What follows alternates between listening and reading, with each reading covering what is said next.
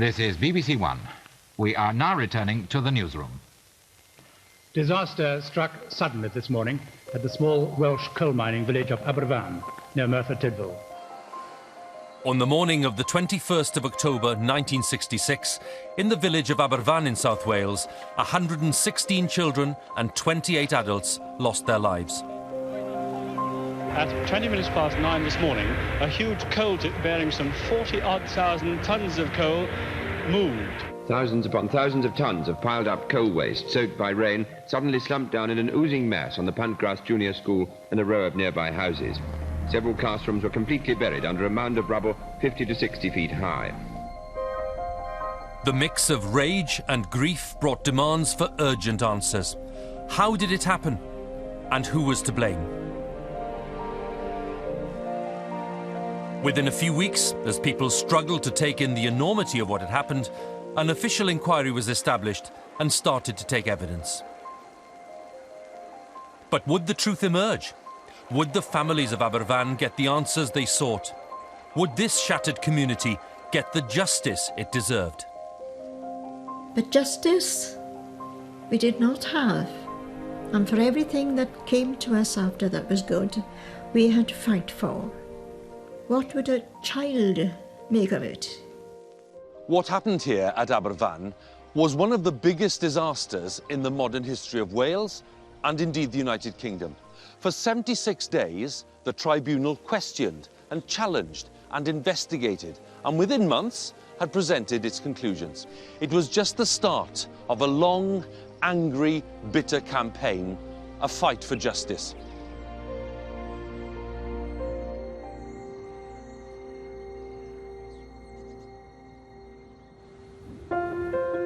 Aberfan, a small village in the valleys of South Wales, is surrounded by green hills today, as it was in the days before coal mining came and changed everything in the 19th century.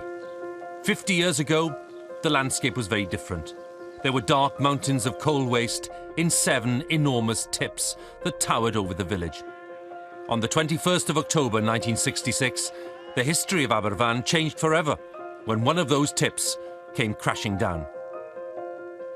In 5 decades of remembrance, the focus, quite rightly, has been on the immense loss that was suffered on that day and the lasting pain that it caused.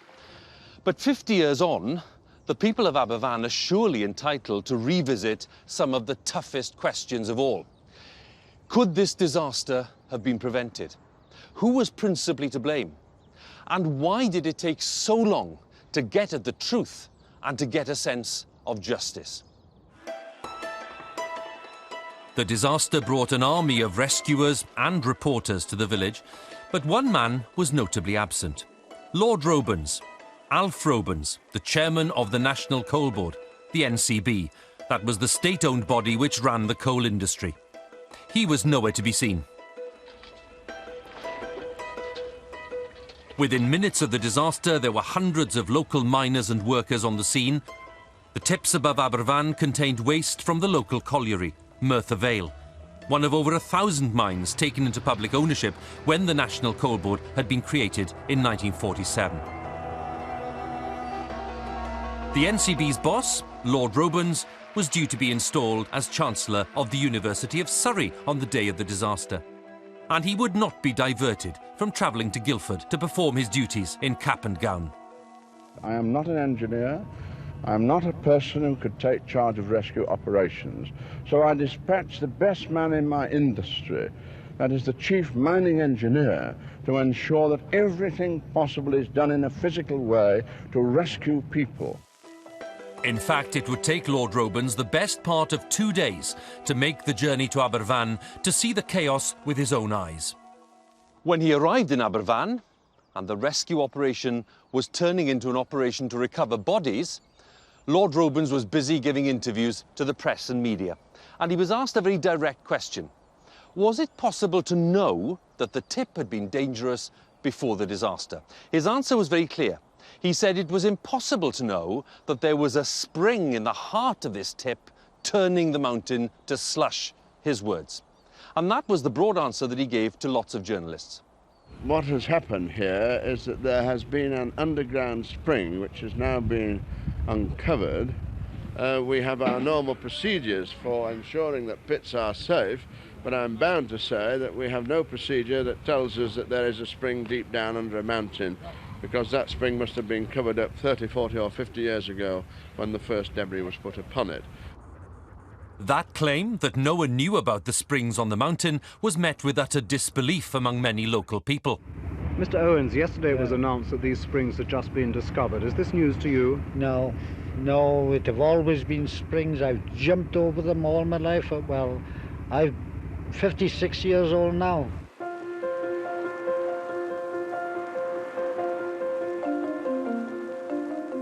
There were lots of claims that the disaster at Aberfan was unforeseeable. There had been no warning signs.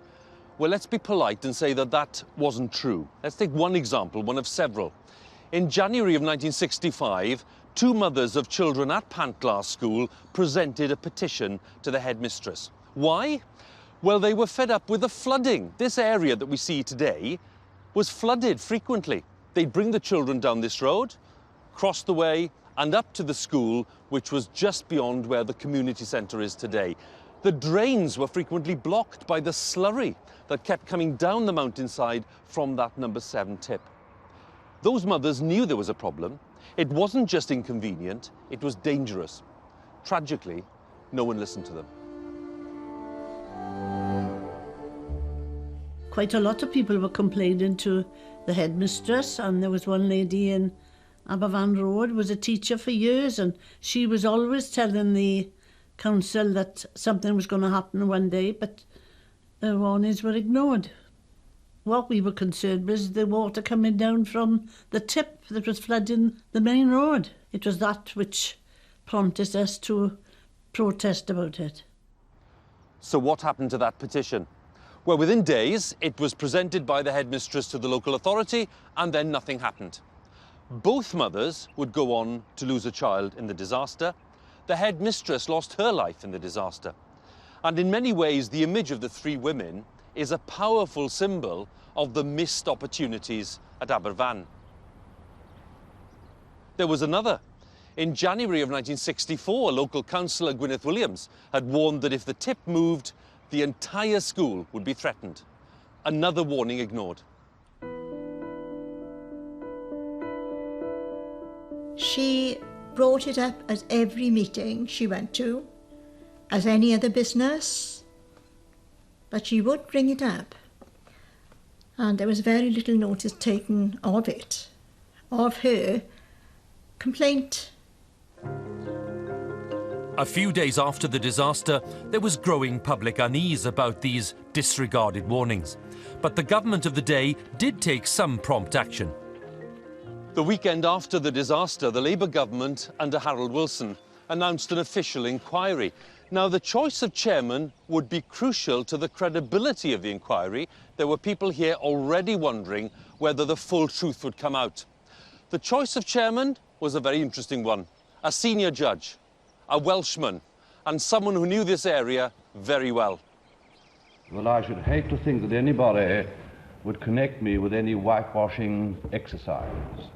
I should decline to have anything to do with an inquiry which was motivated by considerations of whitewashing. You have to visit this school in Mountain Ash, which is just across the mountain from Aberfan, to get a real sense of the presence and the strength of character of this man, Edmund Davies. This is the bronze bust that he unveiled while he was working on the inquiry. Yes, he was one of the most famous judges of the time. He handed down those tough sentences to the great train robbers. But he was also a son of the valleys. He knew these mining communities intimately. And for all of those reasons, he was the perfect choice to chair the tribunal. Edmund Davies was only too aware of the intense emotions at Aberfan. There'd been an eruption of anger at the coroner's court before the inquiry had started, with shouts of murderers and a demand from one father that the words "buried alive by the National Coal Board" be written on his child's death certificate. All the parents were traumatised, but at least we knew something was going on to find out what caused the disaster, and that's all we were concerned about, that they would find out the cause. The families were concerned that it was going to be a fight to get the whole truth. A fight against the National Coal Board, one of the biggest employers in South Wales, which also did business with many Welsh lawyers. So the families of Aberfan looked beyond Wales for a barrister with no links to the National Coal Board. Desmond Actor at that time was one of the leading, if not the leading, common law silk in the country. And he had a particular reputation as an extremely able and fearless cross-examiner. Ackner has said that he regarded his whole task as an attempt to push the blame up while the National Coal Board was attempting to push it down. He was quite clear that the strategy of the Coal Board was to blame the guys who were actually tipping the slurry on top of tip number 7. Ackner wanted to do, of course, the exact reverse and to ensure that blame lay no lower than the middle management and ideally that it should be pushed up as high as possible. The tribunal employed Tasker Watkins QC to be its counsel. He would be the one calling and questioning witnesses. The inquiry's task was daunting in scale and fraught with difficulty. The main suspect was the Coal Board. Many of those giving evidence were tip and colliery workers who lived locally. The inquiry took evidence not in Aberfan, but here in Merthyr Tydfil at the Technical College. The building's changed a bit today. And it was a remarkable achievement because the inquiry got underway just over a month after the disaster happened. And in those early stages, the media scrutiny was intense. And no wonder, because the name of Aberfan was resonating throughout the world. There were 4 points which the inquiry would be looking into. First of all, what happened at Aberfan? Why did it happen? Need it have happened? Was it a calamity which no reasonable foresight could have prevented? Or was it caused by blameworthy conduct on the part of some person or organisation? Over 5 months, the tribunal would hear 2.5 million words of evidence. There were no cameras allowed inside to record what went on, so for the first time in half a century, the words of key witnesses had been brought to life. On the opening day, the tribunal heard a terrible catalogue of failure. The natural springs on the mountain were to be seen clearly on maps, and the many disregarded warnings were listed. It seemed to be an open and shut case. But when the counsel for the Coal Board got to his feet, Philip Ween, it soon became apparent that this wasn't going to be straightforward. May it please your lordship, the National Coal Board is gravely anxious, and certainly as anxious as anyone, to establish beyond question the cause of the disaster and to learn the lessons that can be learned from what happened at Aberfan. The board's view is that the disaster was due to a coincidence of a set of geological factors, each of which in itself is not exceptional, but which collectively created a particular critical geological environment.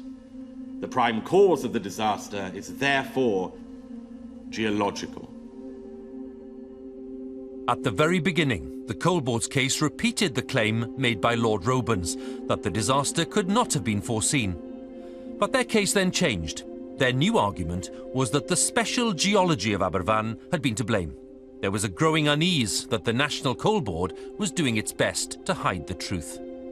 The early days of the inquiry were taken up hearing evidence from eyewitnesses, describing what had happened on the day itself. But then they moved on to question some of those who'd been working on tip number 7 in the years before the disaster. And the most senior of them was the charge hand, Leslie Davis. And he was questioned by the counsel to the inquiry, Tasker Watkins, who wanted to know how much of a focus there'd been on tip safety. Has anybody in the last 9 years, Mr. Davis, ever asked you for your views about the safety of tip number 7? Nobody, sir. Has anybody ever asked you to make a report on the safety of tip number 7? No, sir. Can you remember if the tip went over streams or springs? Yes, sir. Did you actually notice a spring upon the land over which the tip spread? Yes, sir. Was that where the children had a pond? Yes, sir, they had a pond there. And did small children bathe and paddle in the pond? Yes, sir. Had anybody ever warned you that it was dangerous to tip over a spring? Nobody ever warned me, sir. My own experience. I knew it was dangerous to tip over any water. That's common sense, sir. Then I must ask you why you went on tipping over streams and a spring. That had nothing at all to do with me, sir. I just take orders. I'm just a work-in-charge hand. I'm not an official of the colliery. On Merthyr Mountain today, there is very little evidence of what was here 50 years ago, apart from this kind of landscaping that took place when they cleared the tips. Half a century ago, it was dangerous to be up here. Indeed, 3 years before the disaster of '66, there was another slide above Aberfan. It didn't quite reach the village, but Desmond Ackner wanted to know what action had been taken then. Despite the slip, in 1963 there have been no changes in the instructions which you were expected to carry out. No, sir. Did anyone ever tell you you should stop tipping at tip number 7 after the 1963 slide? No, sir. You continued to carry out your daily work of superintending and assisting with the tipping of the top of tip number 7? Yes, sir. Filling up the hole which had emptied itself out into the valley? Yes, sir. Tipping on the same face as had itself failed?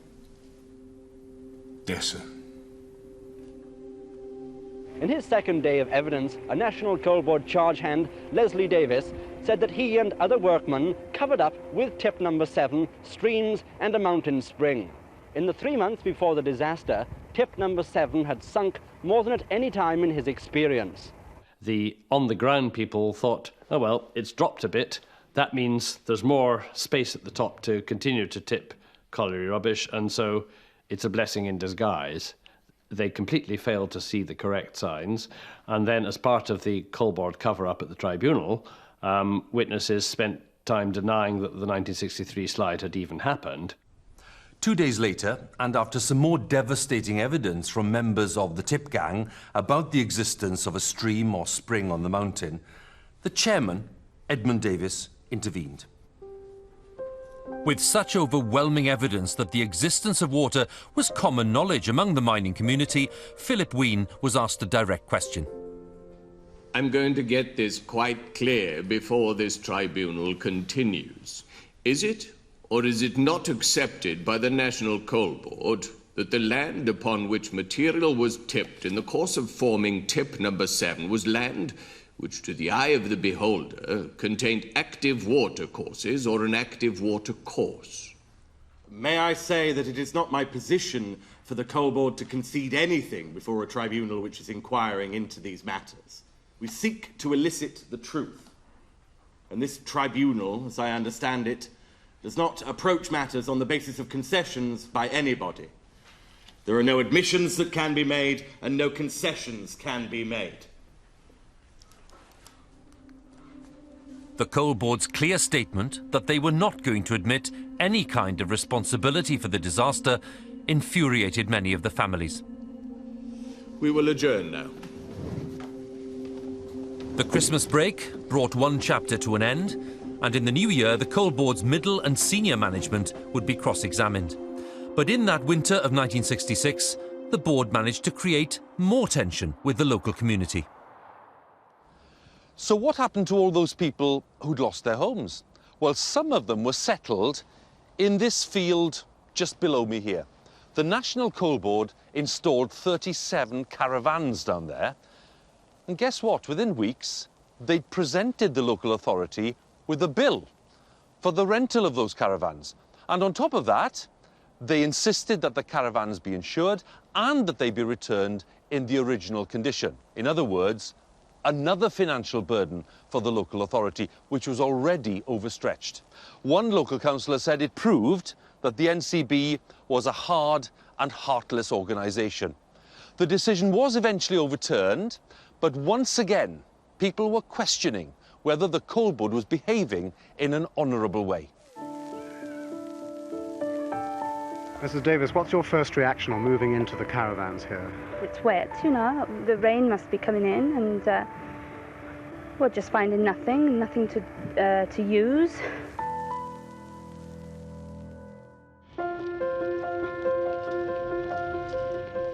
After the Christmas break, the tribunal reconvened and started to take evidence from more senior workers at the National Coal Board, not just the men working on the tips. And the first of those was Vivian Thomas. He was the mechanical engineer at Merthyr Vale Colliery. He was responsible for the coal tips. And questioned by the Coal Board Council, would he maintain the NCB claim that no water was visible when the location for tip number 7 was chosen? At that time, what was the water that you were aware of? As far as I can recollect, sir, there was water coming out of the end of tip 2 and water coming out of the slide of tip 4, just lower down where we were going to tip opposite number 2. Was that water at the time in the way of anything that was proposed to tip on tip 7?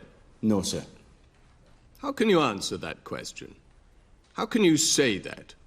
Earlier, you told us there had been no decision as to how far the tipping of tip number 7 was to go. Well, as far as I was concerned, tip 7 could go to the boundary. Could go to the boundary? Yes, sir. Yes, and suppose it went to the boundary. Are you saying that it would go over none of the water of which you were speaking? No, I don't think so, sir. Thomas's evidence was vital to the NCB's claim that the disaster had been unforeseeable. But it contradicted earlier evidence about the presence of water where tip number 7 was created. Deciding the truth of this matter was one of the biggest challenges for the tribunal, and Thomas faced days of questioning. The office occupied by Vivian Thomas was based here. This is the site of the old Merthyr Vale Colliery. We're at the bottom end of the Taff Valley. Now, there was a tram system which took the coal waste away from the colliery, over the river, and then high onto the mountainsides opposite, and the tips would then tower over the valley. In many ways, the tips themselves seemed rather distant from the day-to-day life of the colliery itself. Vivian Thomas had little knowledge of the workings of the tips, and it would seem he had very little contact or guidance from local and national coal board managers. Did anyone have a discussion with you about your responsibility for these tips? Not as far as the tips, sir, but as far as the mechanical side, it was my responsibility. Yes, but did anyone come? The manager, the group mechanical engineer, come to you and explain your duties in relation to the responsibilities for the tips? No, sir. Were you provided in that office with any ordnance survey map of the mountain? No, sir. Until this inquiry began, had you ever studied an ordnance survey map of the mountain? No, sir. Do you think it would have been any good had you had one? I think I can read an ordnance survey map. It tells things to you, does it? Yes, sir. So that if you had been provided with one, for instance, you could have identified from that the situation of streams upon the mountain? Yes, sir. The evidence was conclusive. Vivian Thomas had received no guidance from senior management, and the warnings from previous tip slides had been ignored. One event in 1939, only a few miles from Aberfan, proved that these slides were not isolated incidents. At one time, these valleys of South Wales were dotted with towering coal tips. And the one behind me, on the outskirts of Kilfynydd in December 39, slid 400 metres into the valley below. Caused huge damage. It's still difficult to believe that no one was killed or injured when it happened. 180,000 tonnes of waste thundering down into the valley below. It even changed the course of the River Taff. Damage on a huge scale.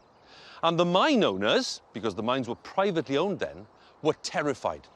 So they issued new guidelines for tipping safely.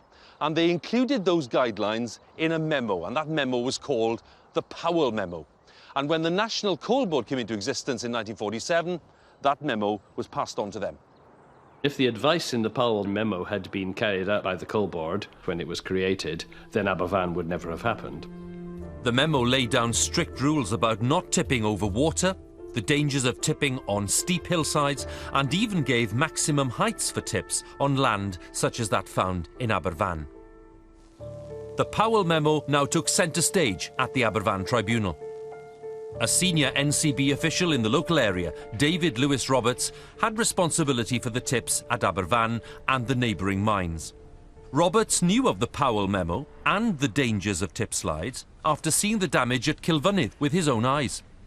You could see without any difficulty, could you, that the colliery waste had gone from the tip a very considerable distance, right across the road, through the canal, down into the River Taff, where it destroyed the course of the river at that point? Yes, sir, that's correct. From that time onwards, Mr. Roberts, you needed no instruction in the effect of a slide from a colliery tip, did you? No, sir. Roberts had not only witnessed the Kilfynydd slide, but he was also aware of a far more recent incident. We're a few miles from Kilfynydd. We're on the road that leads up to the Rhondda Valleys, and we have one of the last pit wheels in South Wales. This is Tŷ Mawr, and this is where on the 29th of March 1965, some 18 months before the Aberfan disaster, that there was another incident which rang alarm bells. A load of waste came off the coal tip, causing a lot of damage on the railway line, on the road, on the river. Had it happened at a different time of day, people would have been killed, and there was also the alarming prospect that the slurry could have gone down the mine shaft. So the divisional chief engineer decided to react, and he remembered that a memo had been written some years ago after the Kilfynydd incident, and he went in search of the Powell memo.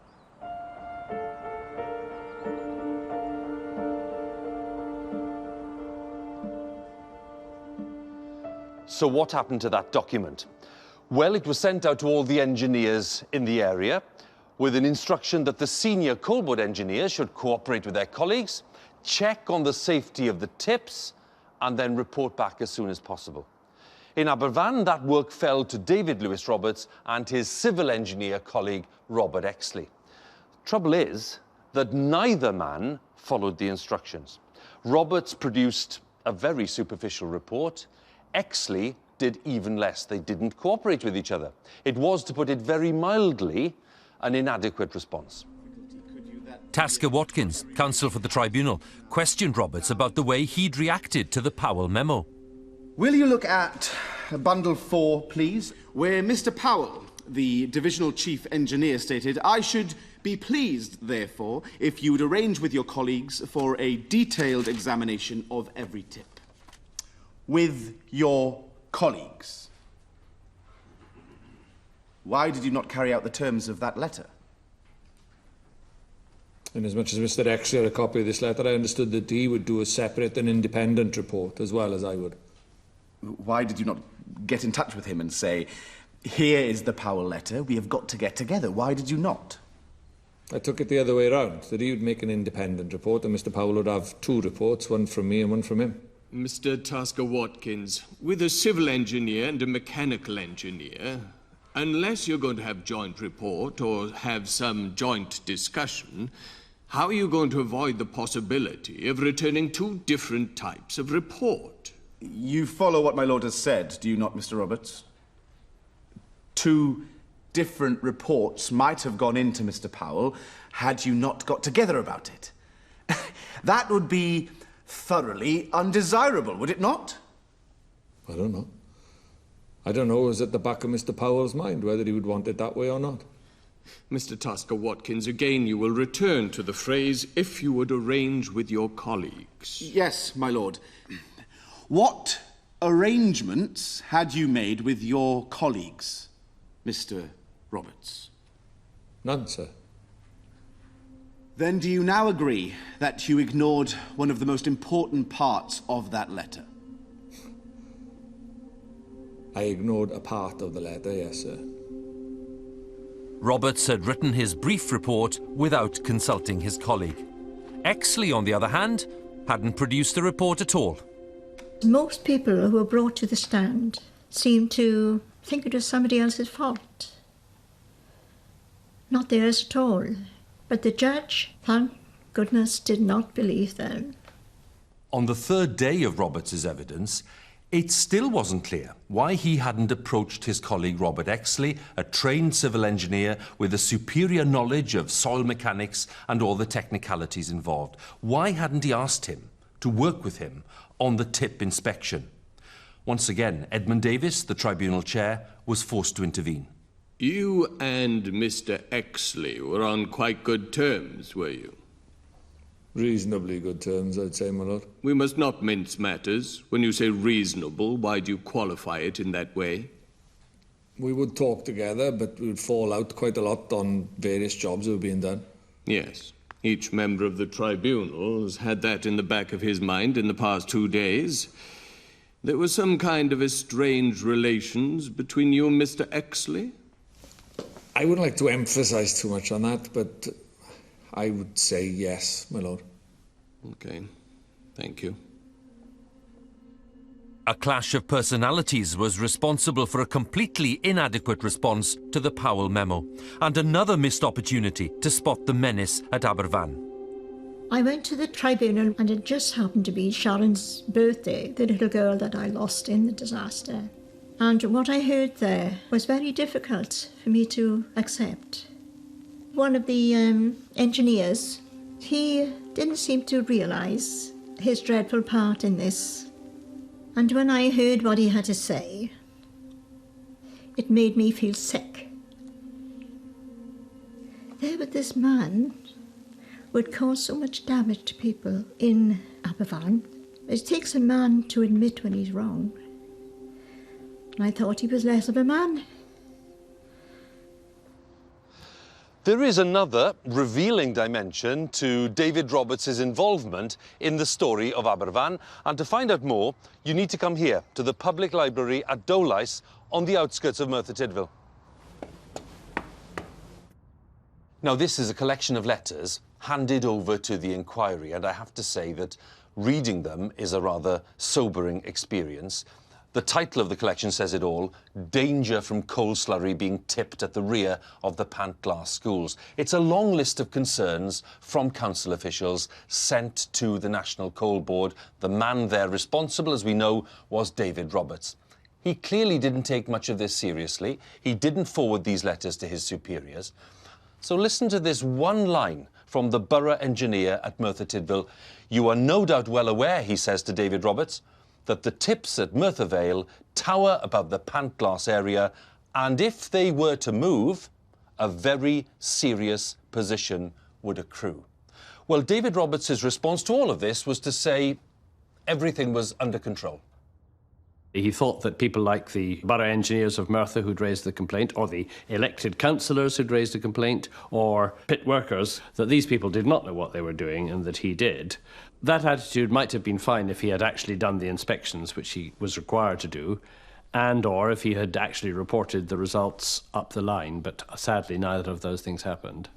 Mr. Exley, you have been giving evidence. At the tribunal, David Roberts' colleague, the civil engineer Robert Exley, was asked what would have happened if he'd followed the instructions to inspect the tips and examine them in accordance with the Powell memo.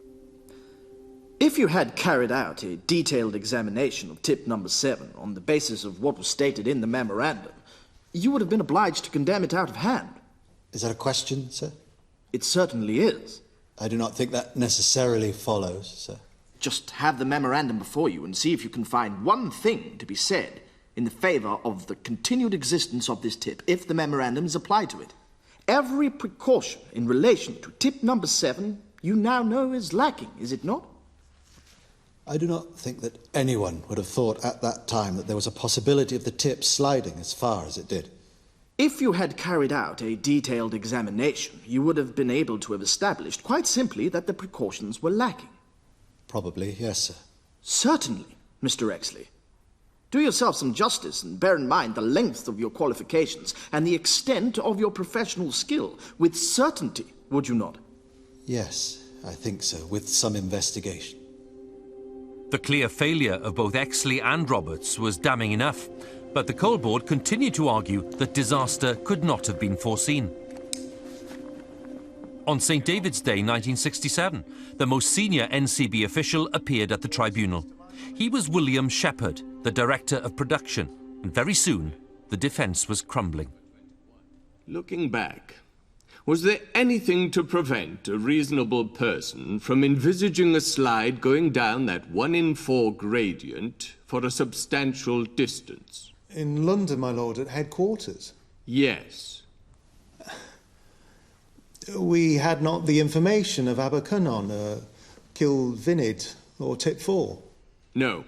Let me be quite clear about what the question you're being asked is. There was, surely, sufficient known about the potential of tips on inclined surfaces to slide, was there not? Not as far as I'm concerned, my lord. Shepherd denied all knowledge of the past incidents in Wales. The lack of any notion at a senior level about the dangers of tips was startling. I regard Mr. Shepherd's evidence as showing that he is actually more blameworthy than down the line Mr. Roberts or Mr. Exley, because here is the person in charge of the ship who has not the slightest idea of what is going on, but nevertheless we know from other documents that Mr. Shepherd was an active part of deciding what the coal board's line would be. While the tribunal continued its work, the families in Aberfan were still living in the shadows of the coal tips that had killed 144 people. Their removal was something the community demanded, and it was at this point in 1967 that Lord Robens returned to the village. In the days after the disaster, there was some talk of removing the entire tip complex. And then as time went on, the talk turned to landscaping, not removing. The reason, of course, was cost. So the mothers of Aberfan decided to demand a face-to-face meeting with Lord Robens, the chairman of the National Coal Board. And that meeting took place here at the Aberfan Hotel. The topic to be discussed is whether or not the coal board is prepared to completely remove the remaining 7 tips here at Aberfan. It isn't a question of logic, of convincing people that the pit heap is safe. People who have suffered, as the women folk have suffered particularly, just do not accept this as a fact. And therefore, no amount of argument will convince anybody. A petition was drawn up in the village and presented to the Welsh office in Cardiff, with 1,500 signatures, demanding the removal of all the tips at Aberfan. It was the first stage in a prolonged battle that would last for years. Throughout the inquiry, Desmond Ackner had been reminding the tribunal of that rather odd statement made by Lord Robens at the outset about the unknown mystery spring under tip number 7.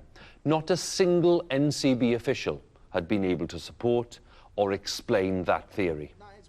In his closing speech to the inquiry, Desmond Ackner was brutally effective, criticising the Coal Board's original statement and Lord Robens for not coming to the tribunal to explain himself. No explanation has been proffered by or on behalf of Lord Robens, and his absence from the tribunal, therefore, and in this regard, has been conspicuous.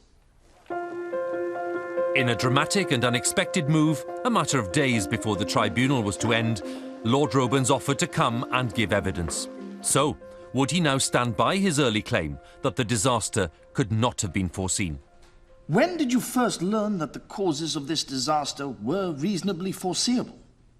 Before the inquiry took place? I would say that I knew that the disaster would have been foreseeable at that moment in time when I was on the mountainside and realised, am I not answering the question to your satisfaction? You were on the mountainside 2 days after the disaster. The day after. 2 days after. What I am asking you is this. When did you first realise that the cause or causes of the disaster were reasonably foreseeable? I must repeat. Only you were shaking your head, and I felt I was not giving the right answer to your question. When I was on the mountainside, and I saw the work that was being done to turn that water away from the tip and to channel it, it was clear to me that had there been experts about, to recognise that on a mountainside where there is always a lot of water, that this might have been a possibility. It came to me at that moment in time that if we had, in fact, got this in operation, this could be said to have been foreseeable. Finally, after relentless cross-examination, the head of the Coal Board had been forced to admit that the disaster had been foreseeable. The National Coal Board's long-held public stance had now changed. Had we realised that Lord Robens was saying something quite different, namely that it was indeed quite possible to know, by the use of available measures, that this disaster was impending and preventable, then Lord Robens would have been asked to make a statement many weeks ago. And I venture to think that weeks, if not months, of this inquiry would have been rendered unnecessary. The 76 days of tribunal could have been avoided if the Coal Board on day one had fessed up and said, we made a mistake and we are very, very sorry and it won't happen again and we will pay fair compensation to all those affected. Then almost the whole tribunal could have been saved. Until Lord Robens' appearance at the tribunal, the board's lawyers had privately been refusing to agree to any claims for compensation from the people of Aberfan. Now that the chairman had finally admitted liability, those lawyers quietly changed their stance and agreed to pay the legal minimum of just £500 for every child lost. Later, on the 70th day of the inquiry, Desmond Ackner completed his closing statement on behalf of the people of Aberfan, and with his considerable power of argument, he demanded the undivided attention of everyone present. I merely wish to add this in conclusion. Those who died in this disaster lost their lives not because of the occupational hazards which are ever present in these mining valleys. There was no sudden collapse of an underground working, no unforeseeable or unforeseen explosion. This was a slow-growing, man-made menace, fed by the indifference of those who should never have permitted its existence. That is the horror of this disaster. There can be no more bitter reminder of the truth and wisdom of Bernard Shaw's condemnation. The worst sin towards our fellows is not to hate them. It is to be indifferent to them. For that is the essence of inhumanity. Thank you, Mr. Ackner.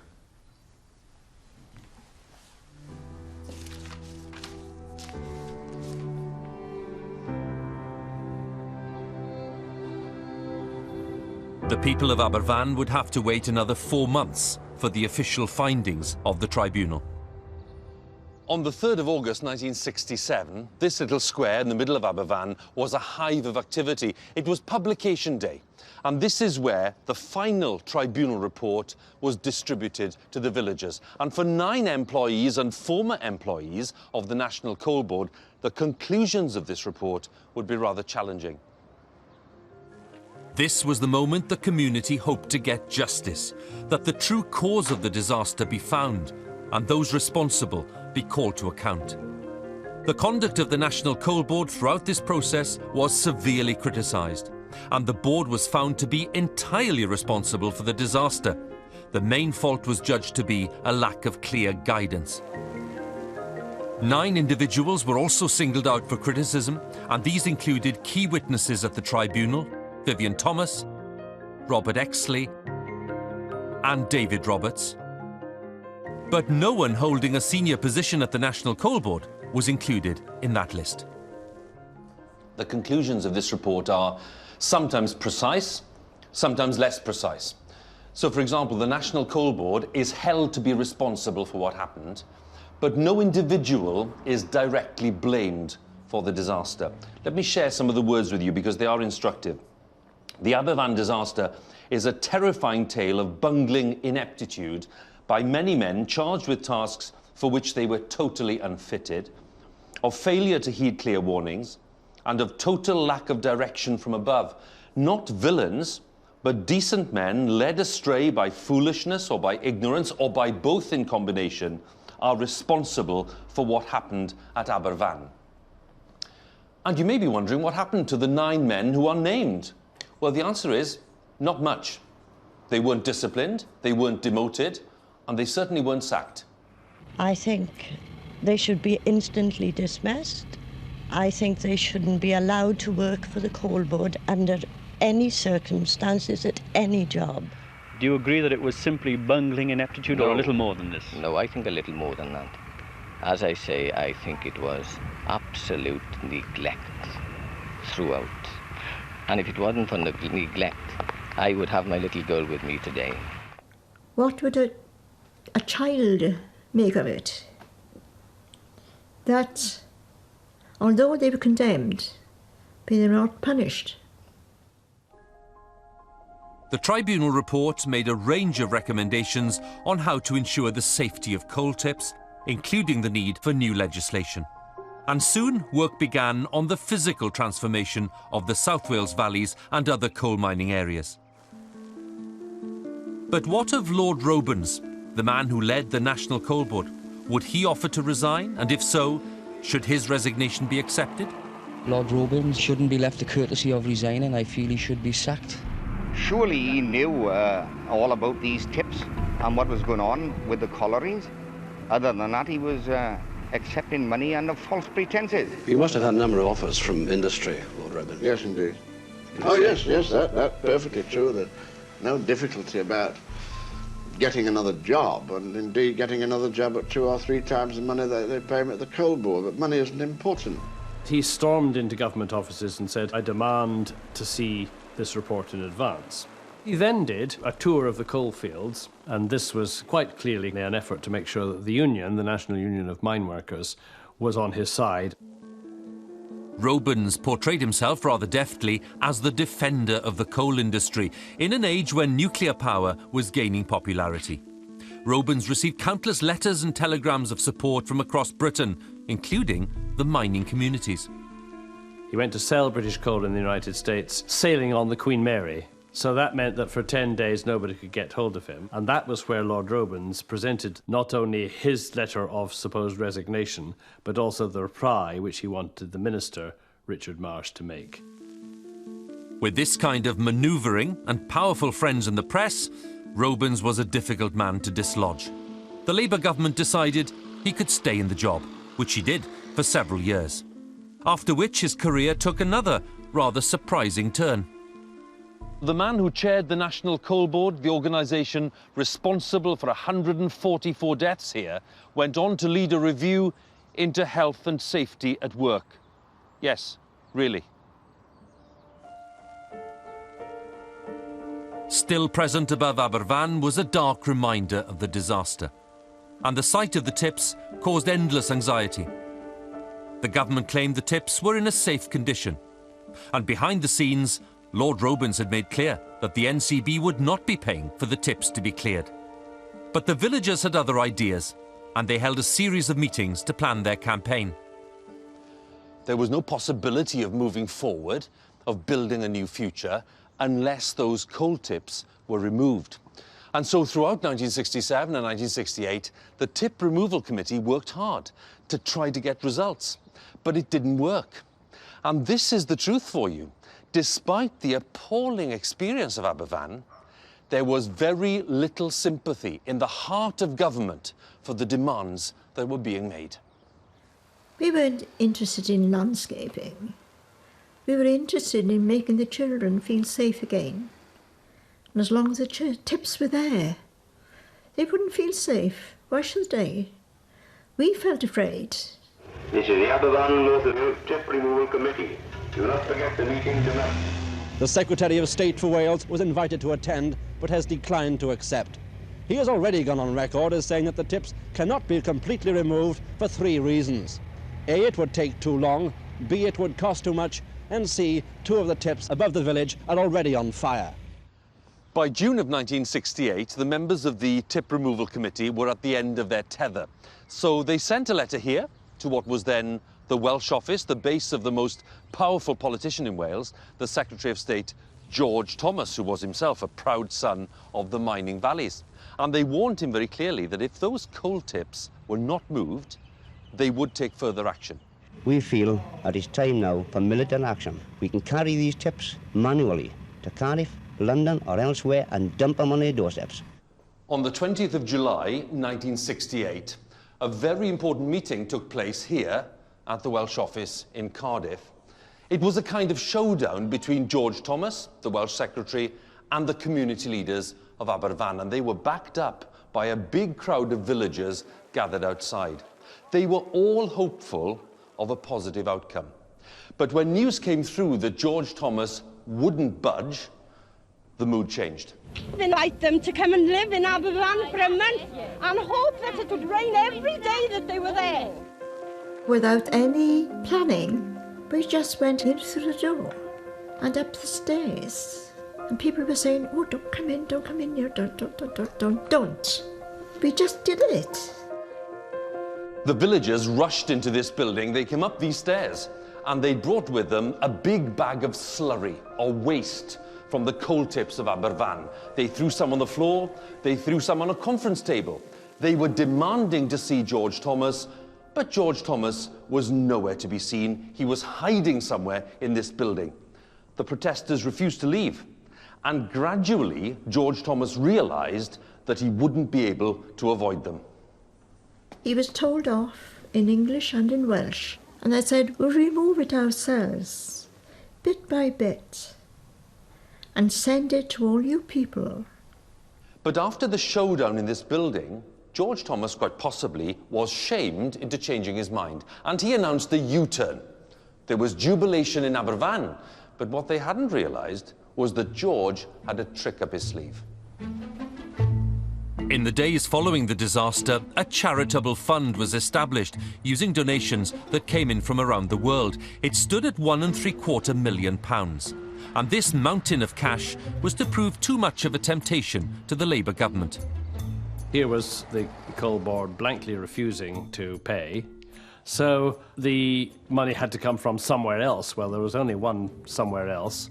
And then this kicked into some feelings which were clearly around at the time, that the disaster fund was unmanageably vast. It wasn't going to bring back the children, so it was perfectly okay to use it for removing tips. So let's be clear, because this is still difficult to understand even today.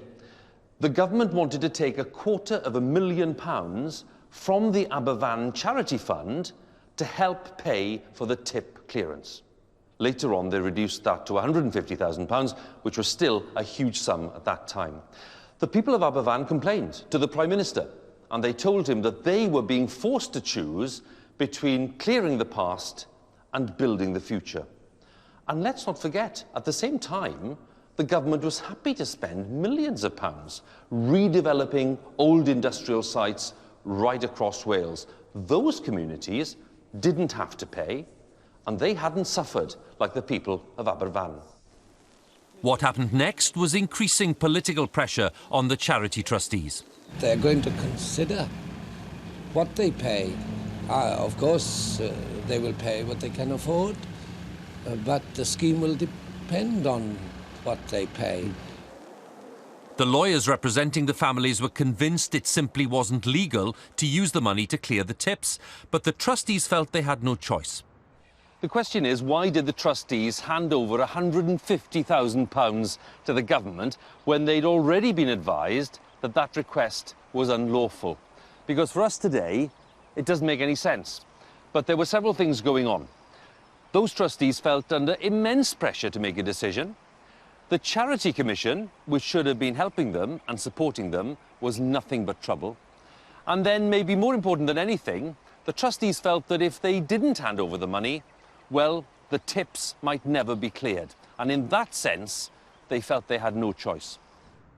We decided it was better to pay than leave them there. We didn't have a choice. We did not have a choice. We had to agree to it for the sake of the village. The work to clear the tips started in 1969. 1.8 million cubic metres of waste was moved from the mountain at a cost of £850,000, paid for by the government, the National Coal Board, and with money from the disaster fund.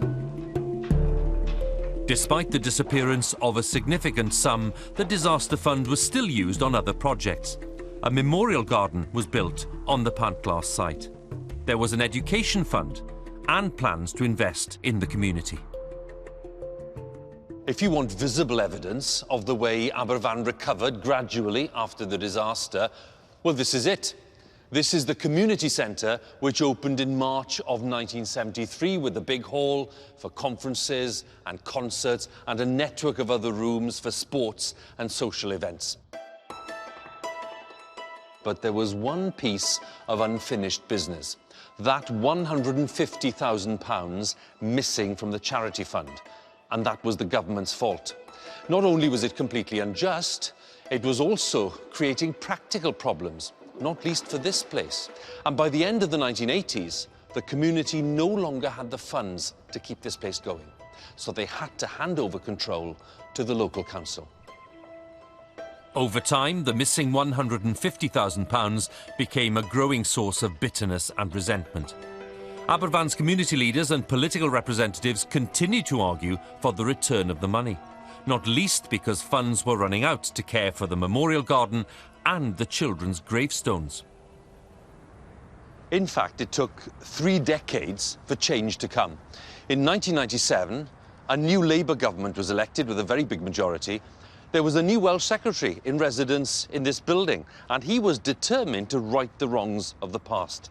And at the same time, some previously secret government documents had been released in the public domain, and they shed new light on the conduct of Lord Robens, the Charity Commission, and indeed several Labour politicians who'd had very little thought for the people of Aberfan.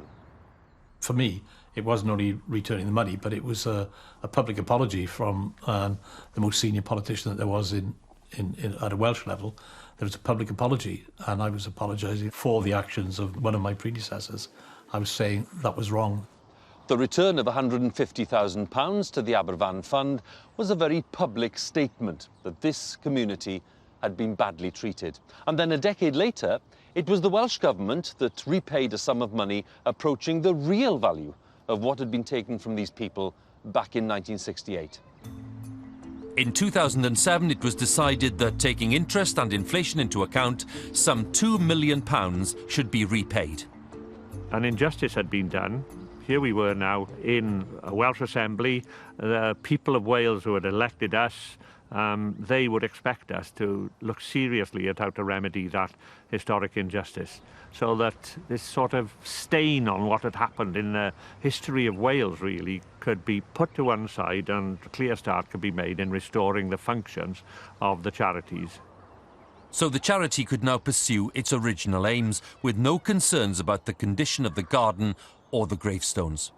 When the money was returned properly, it felt to us that justice had been served, but it did take a long time, and if we hadn't pressed for it, I don't think we would have had it.